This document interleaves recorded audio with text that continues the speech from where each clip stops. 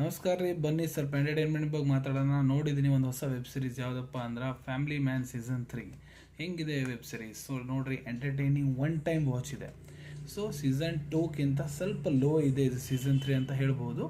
But entertaining ಇದೆ, one time watch ಇದೆ, ನೋಡ್ಬೋದು ರೀ. Leading star cast Manoj Bajpayee, Jaideep Ahlawat as a villain.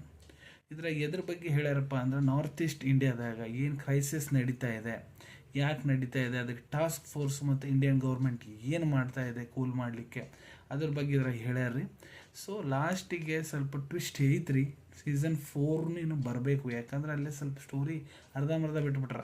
So ಅದಕ್ಕೆ ವೇಟ್ ಮಾಡ್ತಾ ಇದ್ದೀನಿ. ಸೊ ನೋಡಿರಿ, ಟೋಟಲ್ 7 ಎಪಿಸೋಡ್ಸ್ ಅದಾವು. 50 ನಿಮಿಷದ್ದು ಒಂದೊಂದು ಎಪಿಸೋಡ್ ಐತಿ. ಯಾರೇನಾದ್ರೂ ನೋಡಿಲ್ಲ, ಹೋಗಿ ನೋಡ್ರಿ. ಎಂಟರ್ಟೈನಿಂಗ್ ಐತ್ರಿ. ಬ್ಯಾಸರ ಮಾತ್ರ ಆಗಂಗಿಲ್ಲ. ನಾರ್ತ್ ಈಸ್ಟ್ ಇಂಡಿಯಾದ ಬಗ್ಗೆ ಭಾಳ ಚಲೋ ರೀತಿ ಅಂತ ತೋರಿಸ್ಕೊಟ್ರ, ಅಲ್ಲಿ ಏನೇನು ಕ್ರೈಸಿಸ್ ನಡೀತಾವಂತ.